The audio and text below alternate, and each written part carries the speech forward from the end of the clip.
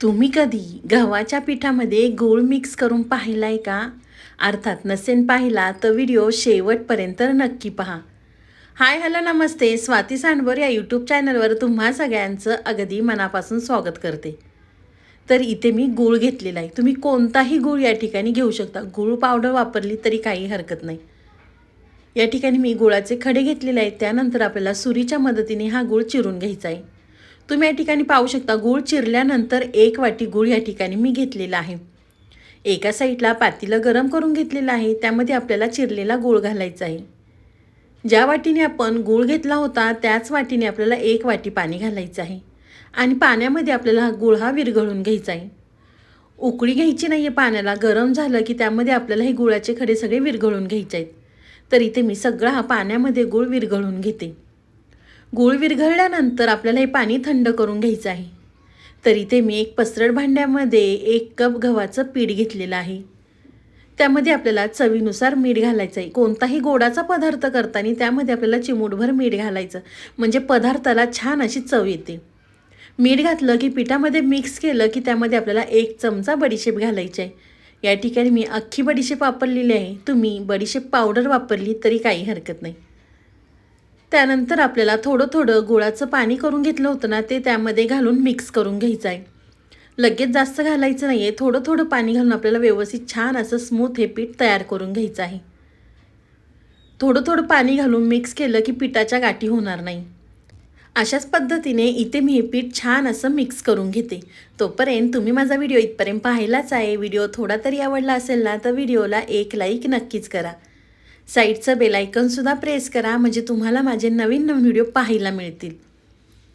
तर तुम्ही या ठिकाणी पाहू शकता, मी सगळं गुळाचं पाणी घातलेलं आहे आणि छान हे पीठ व्यवस्थित आपल्याला मिक्स करून घ्यायचं आहे. तुम्हाला कधी गोडाचा पदार्थ खाऊशी वाटला ना, तर हा गव्हाच्या पिठापासून नक्कीच करून पहा. अगदी लहानांपासून मोठ्यांपर्यंत सगळेजणांना आवडेल. तर इथे पाहू शकता तुम्ही, मी थोडं थोडं गुळाचं पाणी घालून हे पीठ छान व्यवस्थित मिक्स करून घेतलेलं आहे. गूळ तुम्ही तुमच्या आवडीनुसार कमी अधिक करू शकता. तर तुम्ही या ठिकाणी पाहू शकता, पीठ छान व्यवस्थित मिक्स झाले की त्यामध्ये आपल्याला 1 चमचा बारीक रवा घालायचा आहे. तुम्ही जर जाड रवा वापरणार असाल तर थोडासा मिक्सरला फिरवून घालू शकता. रवा घातला की आपला पदार्थ छान असा खुसखुशीत तयार होतो. रवा घातला, व्यवस्थित मिक्स केलं की आपल्याला 10 मिनिटासाठी साईडला ठेवायचं आहे, म्हणजे पिठामध्ये रवा छान व्यवस्थित भिजला जाईल. 10 मिनिटं झाल्यानंतर आपण झाकण काढून पाहूया. तुम्ही पाहू शकता रवा पिठामध्ये छान व्यवस्थित भिजलेला आहे. त्यानंतर इथे मी किसणीने सुंठ त्यामध्ये खिसून घेते. तुम्ही विलायची पावडर वापरली तरी काही हरकत नाही, पण सुंठ पावडर घातली की पदार्थ अगदी खायला छान लागतो. सुंठ किसल्यानंतर परत एकदा व्यवस्थित मिक्स करून घेते. मिक्स केल्यानंतर त्यामध्ये आपल्याला छोटा पाव चमचा खाण्याचा सोडा घालायचा आहे. सोडा घातल्यानंतर परत आपल्याला छान व्यवस्थित हे फेटून घ्यायचं आहे. अगदी व्हिडिओमध्ये दाखवते ना त्या पद्धतीने करून घ्या. पीठ व्यवस्थित आपलं छान असं तयार झालेलं आहे. एका साईडला इथे मी आप्पे पॅन गरम करून घेतलेला आहे. त्यामध्ये आपल्याला थोडं थोडं तूप घालायचं आहे. तुम्ही तुपाचा किंवा तेलाचा सुद्धा या ठिकाणी वापर करू शकता. सगळं आप्पे पॅनमध्ये तूप घातल्यानंतर तयार केलेलं पीठ आपल्याला त्यामध्ये घालायचं आहे. तुमच्या लक्षात आलंच असेल की आज आपण गव्हाचं पीठ आणि गुळापासून छान असे आप्पे तयार करतोय. अगदी ही रेसिपी जुनी आहे बरं का, पण काही जण तेलामध्ये तळून करतात. पण आज आपण अगदी कमी तेलात गव्हाच्या पिठापासून छान असे आप्पे तयार केलेले आहेत. कोणाला जर जास्त तेलकट आवडत नसेल ना, तर त्यांनी या पद्धतीने करून पहा. अगदी लहानांपासून मोठ्यांपर्यंत सगळेजण आवडीने खातील. अशाच पद्धतीने इथे मी सगळे आप्पे पॅनमध्ये तयार केलेलं गव्हाचं पीठ घातलेलं आहे. गॅस आपल्याला मीडियम करून त्यावरती झाकण ठेवायचं आहे. झाकण आपल्याला 2 ते 3 मिनटं ठेवायचं आहे. तुम्ही पाहू शकता या ठिकाणी छान असे टम्म फुगलेले आहे ते आप्पे.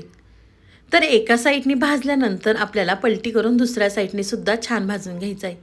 तुम्ही पाहू शकता रंगसुद्धा किती सुंदर आलेला आहे. तुम्ही हे आप्पे मुलांच्या नाश्त्यासाठी किंवा मुलांच्या टिफिनसाठी अगदी सकाळच्या घाईगडबडीमध्ये झटपट करू शकता. तर एक साईड पलटी केल्यानंतर दुसऱ्या साईडने सुद्धा किती छान मस्त भाजलेले आहेत. पाहू शकता तुम्ही आप्प्यांना रंगसुद्धा किती सुंदर आलेला आहे. आपण हे कमीत कमी तेलामध्ये आप्पे तयार केलेले आहेत. काही जण याला गुलगुलेसुद्धा म्हणतात. ते गुलगुले तेलामध्ये तळले जातात, पण खूप तेलकट होतात. त्यामुळे तुम्ही अशा पद्धतीने करून खावा. ही रेसिपी बनवण्यासाठी आपल्याला तेलसुद्धा अगदी कमी लागतं. या ठिकाणी आपण तुपाचा वापर केलेला आहे, त्यामुळे ही रेसिपी अगदी पौष्टिक झालेली आहे. तर अशाच पद्धतीने इथे मी दुसरेसुद्धा आप्पे करून घेते. तोपर्यंत तुम्ही माझ्या चॅनलवर नवीन आला असेल ना, तर प्लीज आपल्या चॅनलला एक सबस्क्राईब नक्कीच करा. नवीन यूट्यूबरसाठी तुमचं एक सबस्क्राईब नवीन यूट्यूबरला उमेद देऊन जातं. तर अशाच पद्धतीने इथे मी सगळे आप्पे करून घेते आणि छान दोन्ही साईडनी सुद्धा आपल्याला खरपूस भाजून घ्यायचे आहेत. खूप जास्त वेळ लागत नाही बरं का, अगदी 10 मिनिटात हे आप्पे तयार होतात. तुम्हाला कधी छोट्या मोठ्या भुकेसाठी तुम्ही अगदी झटपट करू शकता. तर या ठिकाणी पाहू शकता मी सगळे आप्पे तयार करून घेतलेले आहे. रंगसुद्धा किती सुंदर आलेला आहे आप्प्यांना. तुम्हाला ही माझी आजची रेसिपी कशी वाटली ती मला नक्की कमेंट करून कळवा. व्हिडिओ आवडला तर व्हिडिओला लाईक, कमेंट, सबस्क्राईब करायला विसरू नका. तुम्ही माझा व्हिडिओ कोणत्या शहरातनं पाहता ते सुद्धा मला कमेंट करून नक्कीच कळवा. तुम्हाला माझा व्हिडिओ खूपच मनापासून आवडला असेल ना, तर व्हिडिओ जास्तीत जास्त शेअर करा. तर चला पुन्हा भेटूया असाच एक छानसा व्हिडिओ घेऊन. तोपर्यंत स्वस्त खा, मस्त रहा. बाय.